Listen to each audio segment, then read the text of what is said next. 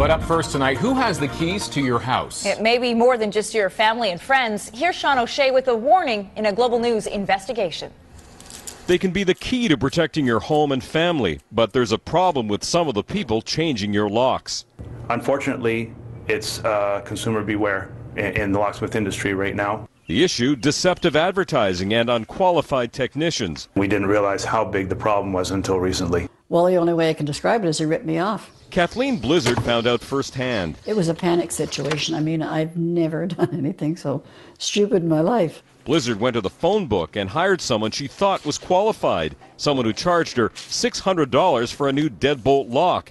Problem was, that lock didn't work.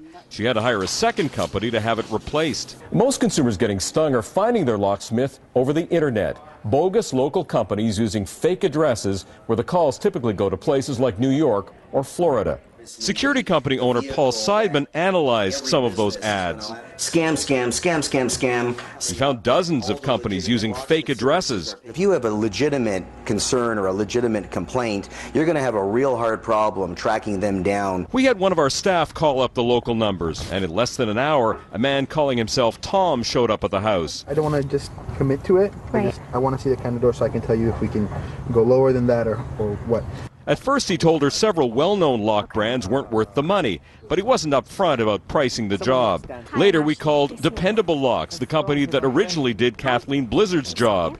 The technicians quote between $200 and $600 a lock. But who's standing behind the work? I'm Sean O'Shea, the consumer reporter at Global TV. I asked the men to show us proof they're qualified.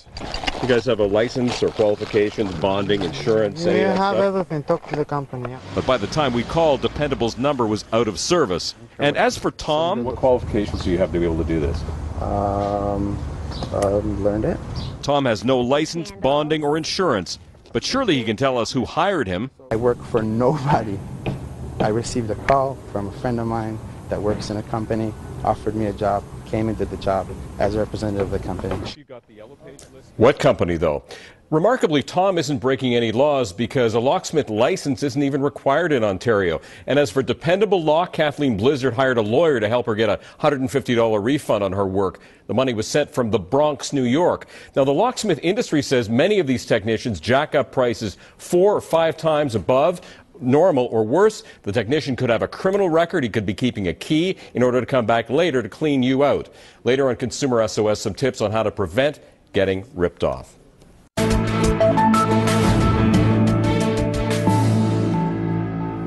Last night, we told you about a problem we uncovered about home security and who may have the keys to your home.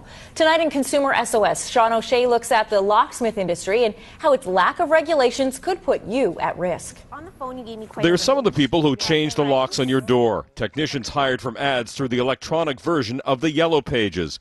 And as we found out when we tried to hire them from their listings, Yeah, that's the house. there's no guarantee you'll get someone qualified. And as long as the regulations aren't there, nobody will take it seriously. It's all about making a buck. Whether honest or a criminal, people calling themselves locksmiths can buy tools of the trade, lockpicks and other devices like these designed to get into your house. Somebody could be installing locks, keeping a key. So you really need to be aware of who you're dealing with and use a reputable company. High security companies like Medico only allow certified technicians to sell its locks, and they're careful about who gets the keys. We treat our keys like bank cards, if you will. We need to make sure that the person getting the key cut is the proper person, proper authorization, right signatures. But checks and balances are the exception in the industry, which is unregulated in Ontario. In order to have consumers protected, we really do need provincial regulation for that. A decade ago, Frank Cleese unsuccessfully tried to get his own Conservative government to legislate the industry. We should have it. I don't understand why it's not being done. When we went Yellow Pages shopping, we found locksmiths using bogus names and fake addresses. The woman at the other end of this local line should have been in Toronto. Please leave a message. But instead, she was in Florida. Yellow Pages didn't scrutinize any of the ads.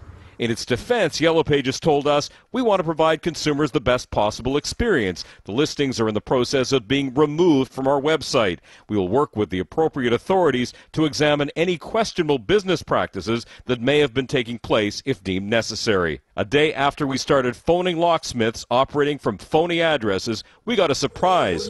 All the phone lines routed to the United States, they were shut down.